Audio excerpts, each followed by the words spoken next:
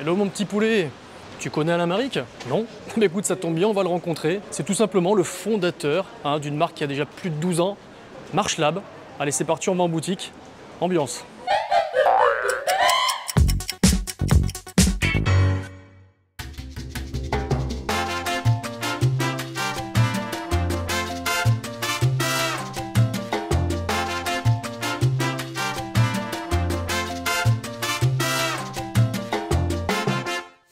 Oh yeah!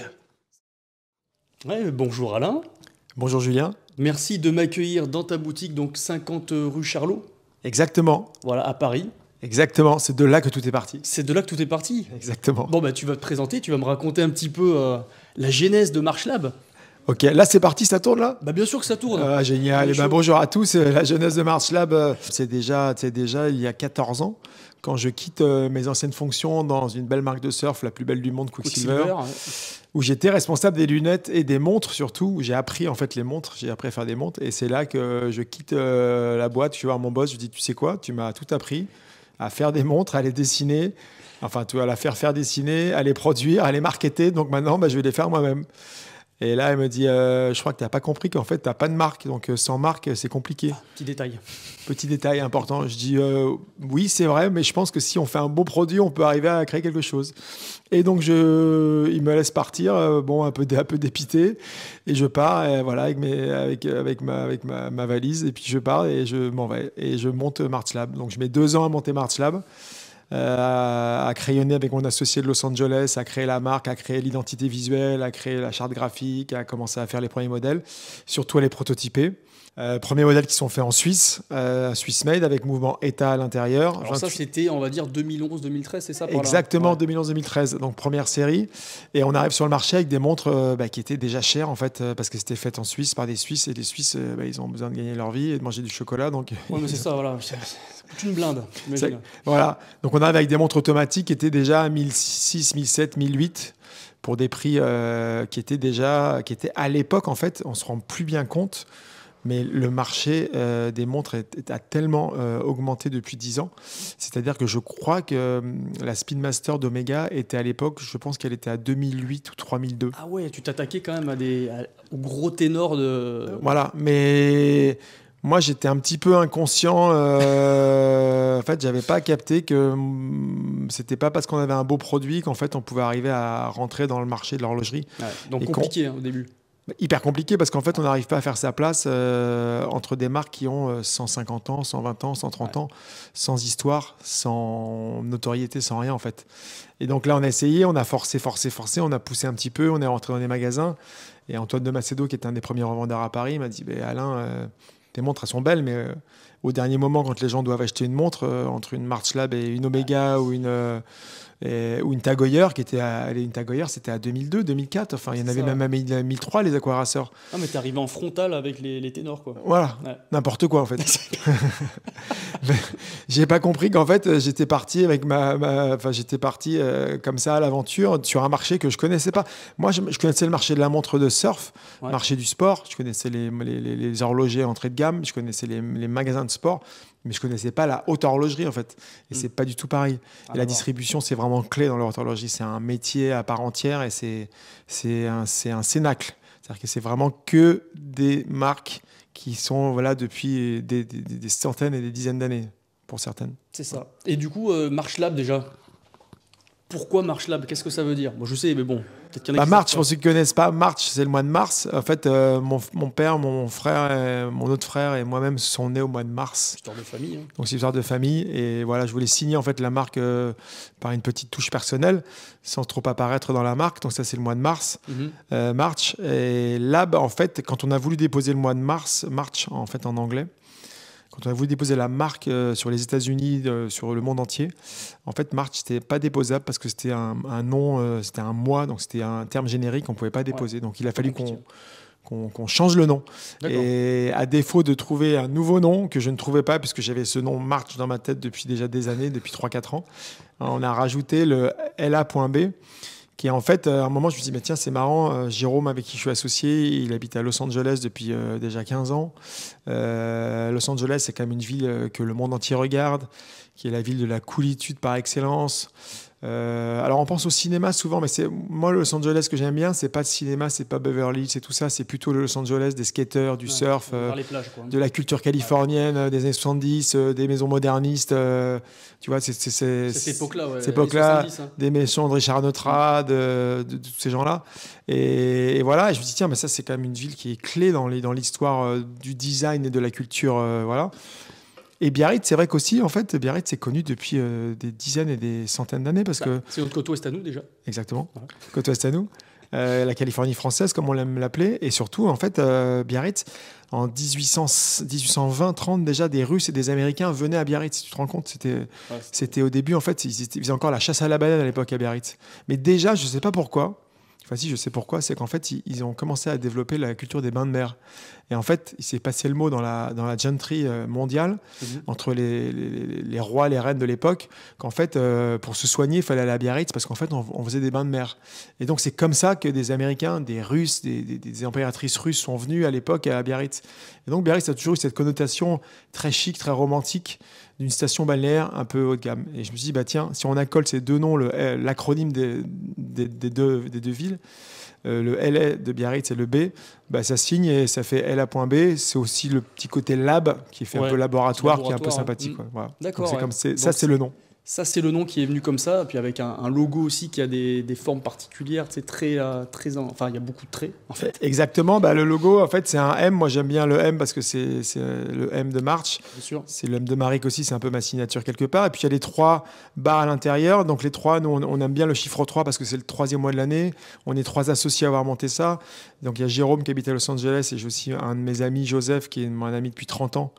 Avec qui m'aide à financer tout le projet, parce que monter une marque de montre, bah, ça coûte de l'argent.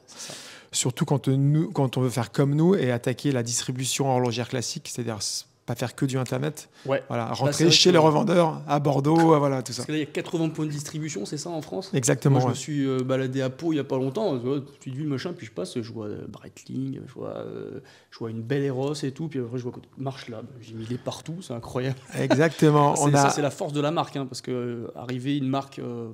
mais c'est une marque qui se développe et qui a déjà 80 points de distribution en France. Tout à fait. En fait, moi, je suis un vieux.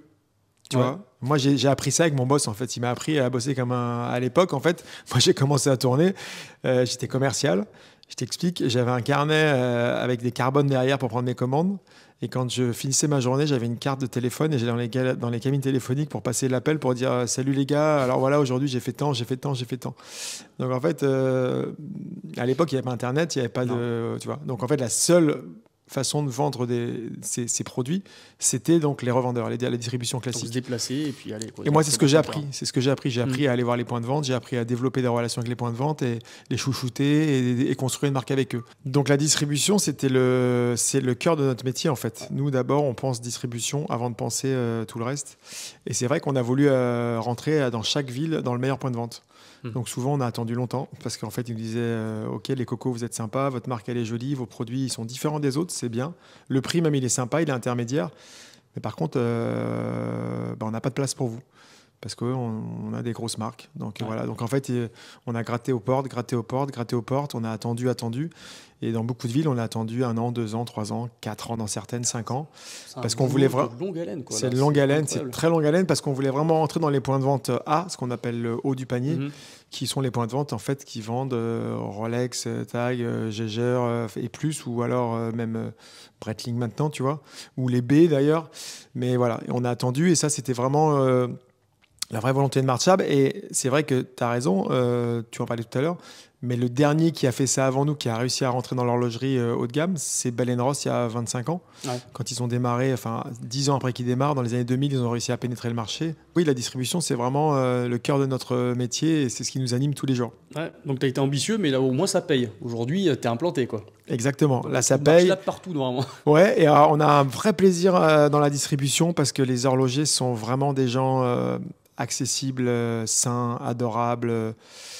Vraiment, et je sors pas la brosse à reluire quand je dis ça, c'est que moi j'ai travaillé avec des opticiens, je travaille avec des magasins de sport, je travaille avec des surf shops, je travaille avec des magasins de mode.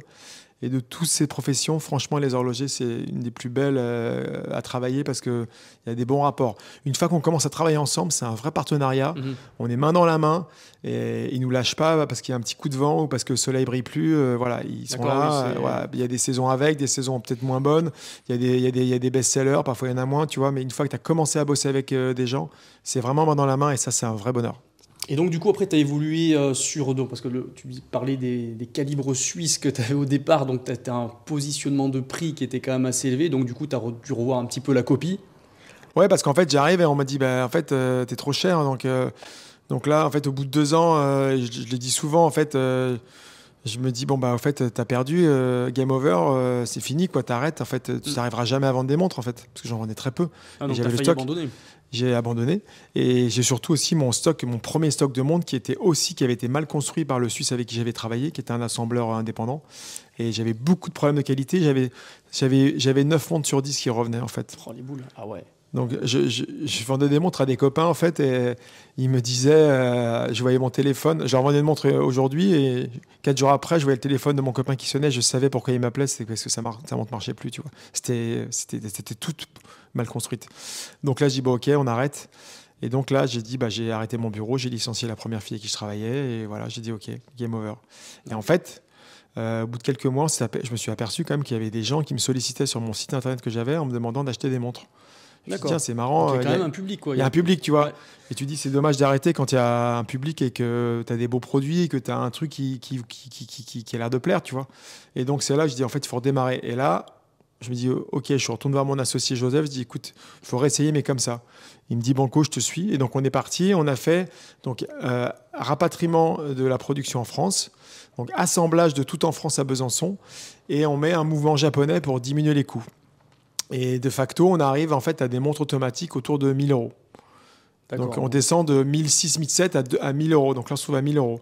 Et là, on retourne vers le marché des horlogers en disant, en fait, nos produits, on a ça.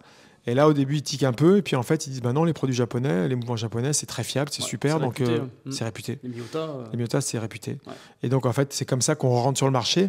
Et en ayant, du coup, une vraie offre différente parce que il y avait Omega Tag tous les autres qui commençaient à monter à 2005, 3000. Et nous, on était à 1000. Donc, en fait, il y avait la gamme à partir de 2000. Et puis, il y avait la gamme de 0 à 300 euros.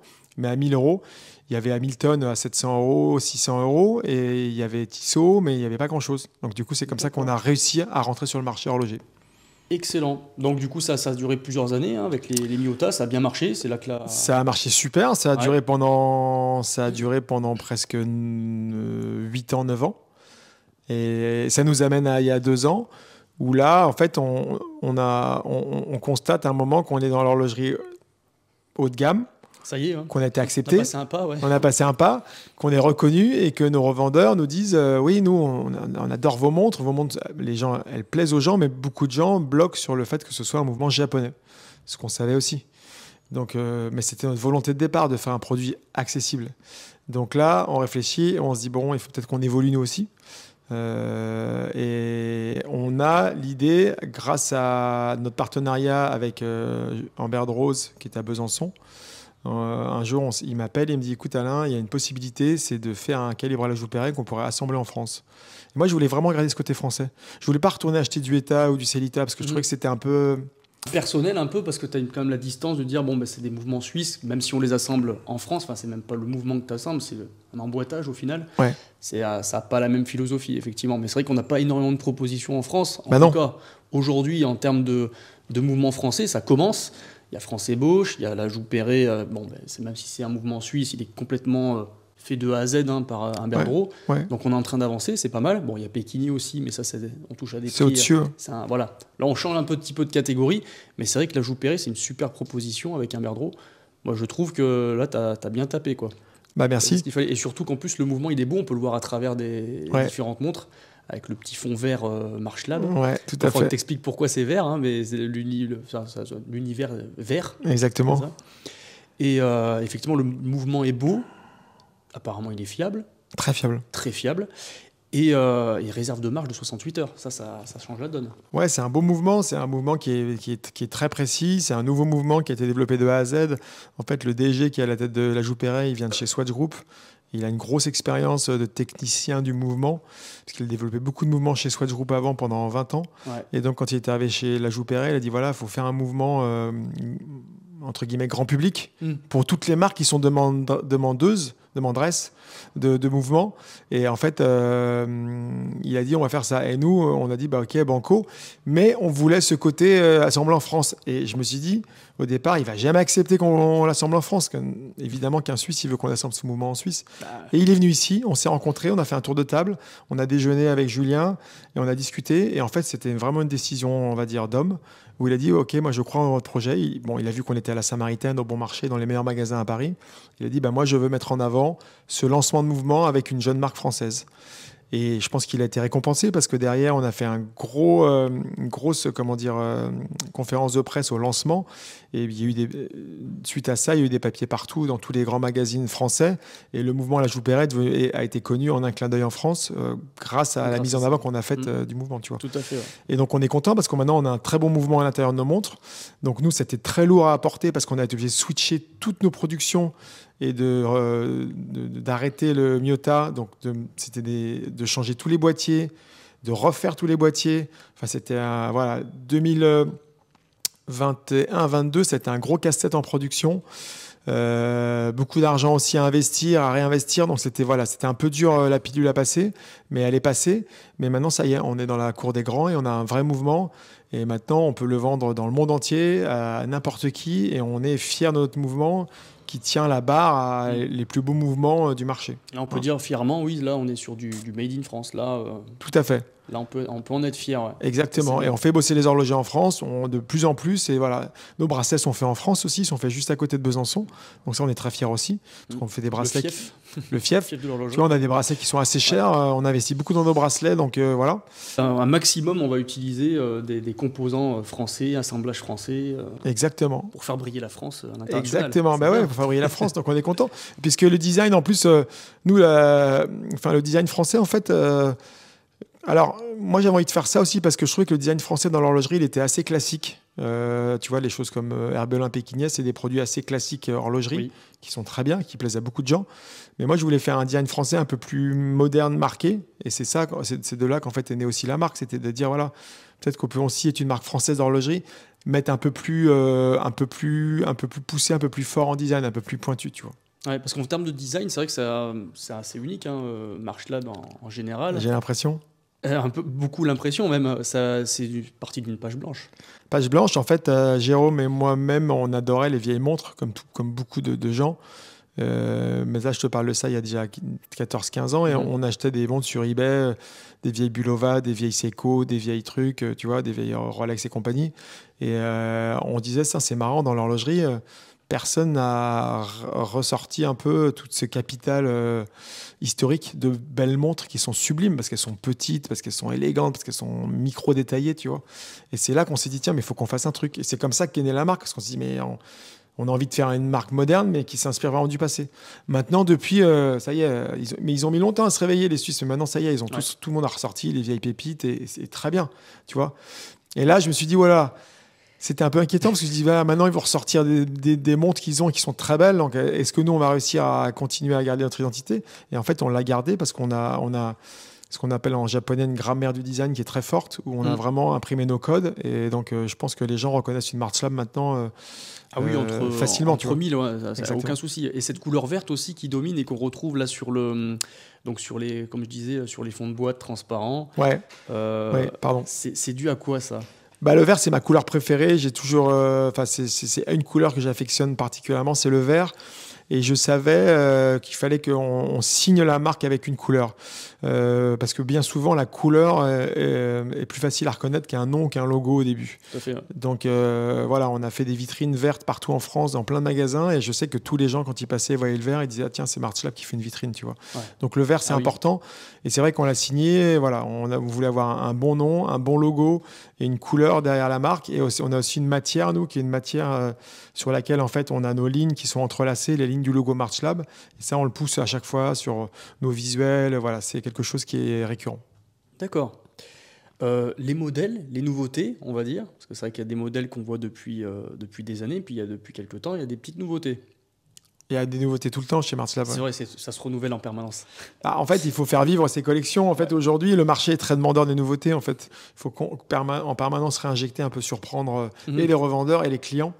Parce que c'est vrai que l'horlogerie, aujourd'hui, il y a quand même beaucoup de marques, de plus en plus, et beaucoup de nouveautés qui déferlent. Donc, si tu restes un peu attentiste sans bouger, c'est un peu dangereux. Il y a beaucoup de marques, je trouve, qui copient un petit peu sur les tendances.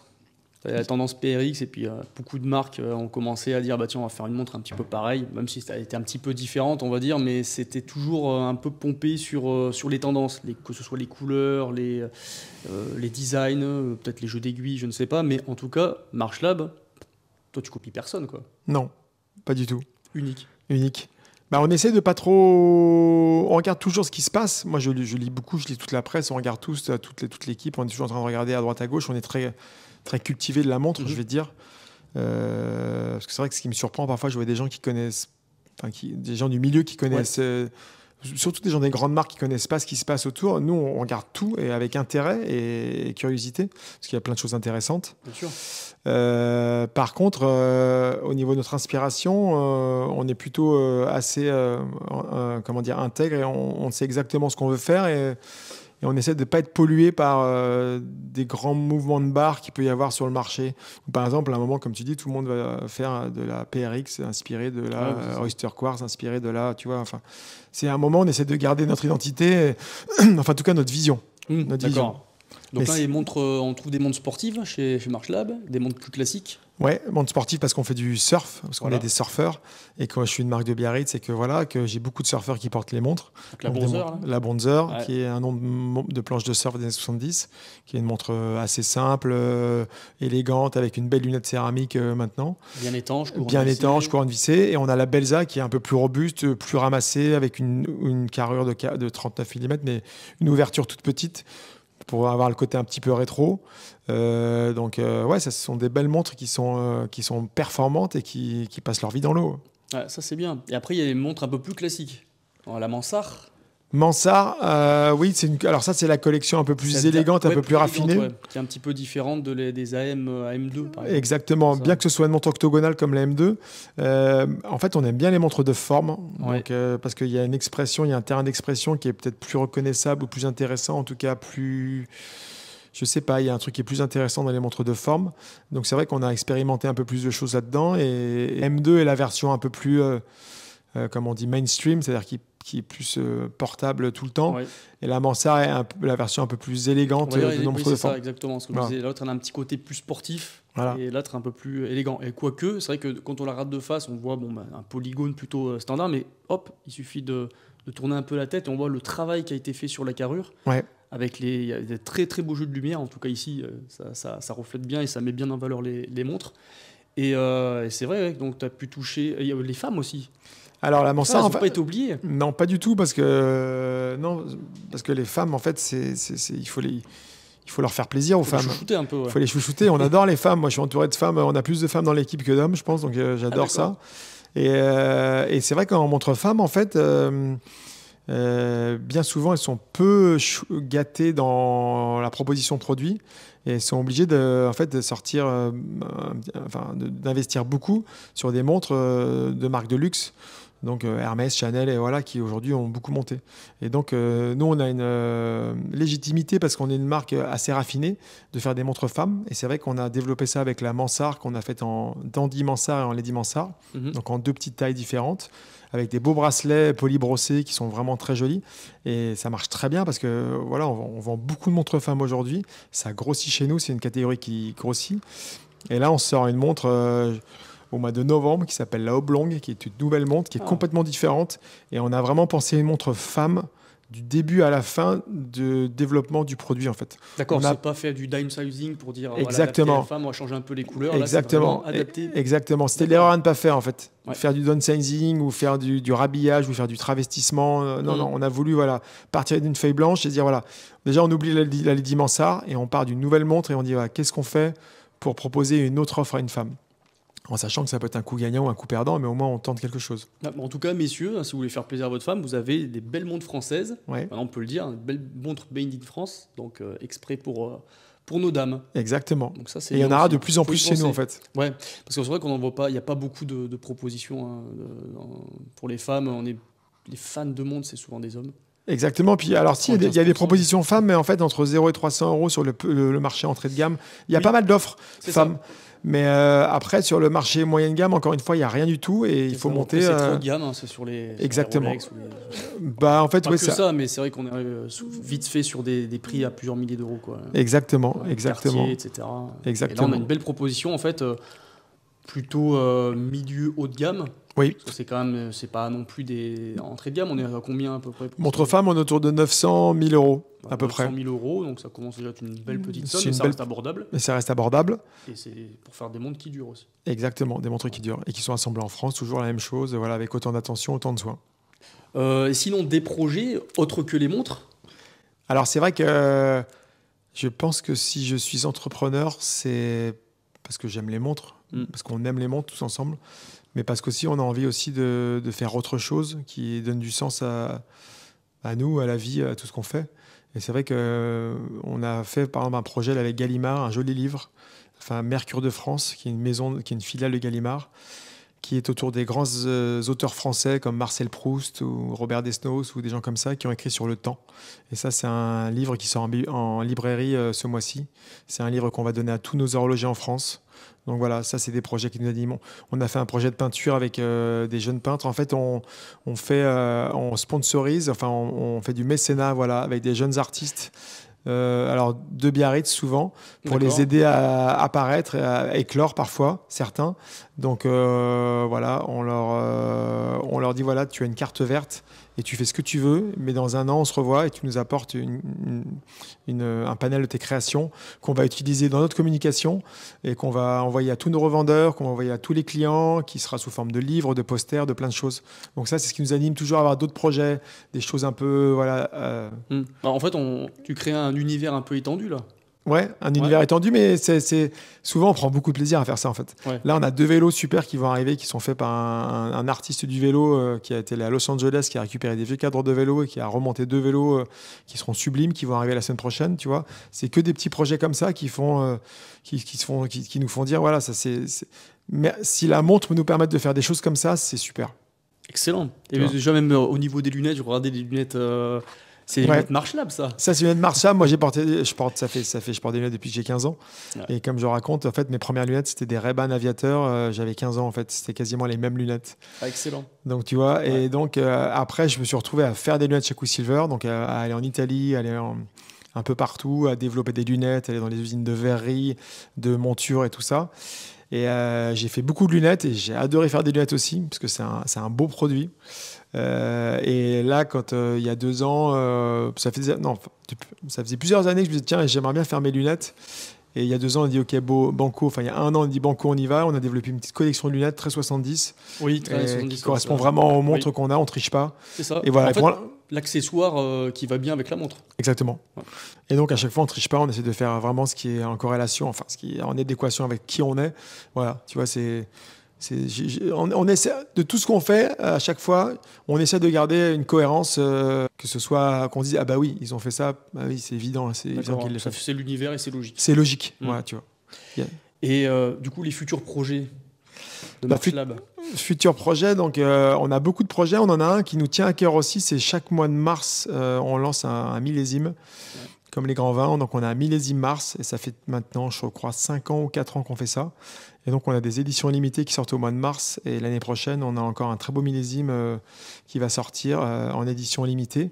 Et ça marche de plus en plus et ouais, on a du plaisir aussi à pousser des beaux projets comme ça. Donc voilà. Donc rendez-vous en mars ou un petit peu avant, ça va être teasé un petit peu. Ça va être teasé avant et tout ça. Et, voilà. Et là aussi à la rentrée, il y a 2-3 projets, il y a 1 ou 2 projets qui vont sortir aussi, mais je peux pas trop en dire parce que c'est encore sous embargo comme on dit dans le métier. En tout cas, je mettrai le lien en description du site. Normalement toutes les infos tournent. Il y aura tout. Donc tout le monde sera au courant et puis il y aura tout. Au top. Voilà, donc j'espère qu'on a dit plein de choses, c'est super. Un beau tour. Ouais. Merci encore de l'accueil. Merci Julien, c'était cool. De m'avoir fait rentrer dans ton univers. Voilà. Bah là, on est vraiment. Tu vois, c'est vrai que les gens, quand ils viennent ici, il n'y a même plus besoin de leur expliquer pourquoi on a fait ces montres-là, en fait. Ils disent, ah oui, d'accord, ok, je comprends. Ouais. Tu vois. Et c'est ça qui est bien, c'est que les magasins, ça sert à ça, ça sert à dire, voilà qui on est, en fait. Bon, mais merci Alain. Merci Julien, c'était super. Voilà, et puis à bientôt tout le monde. Au revoir, à bientôt et merci de nous avoir écoutés. Au revoir.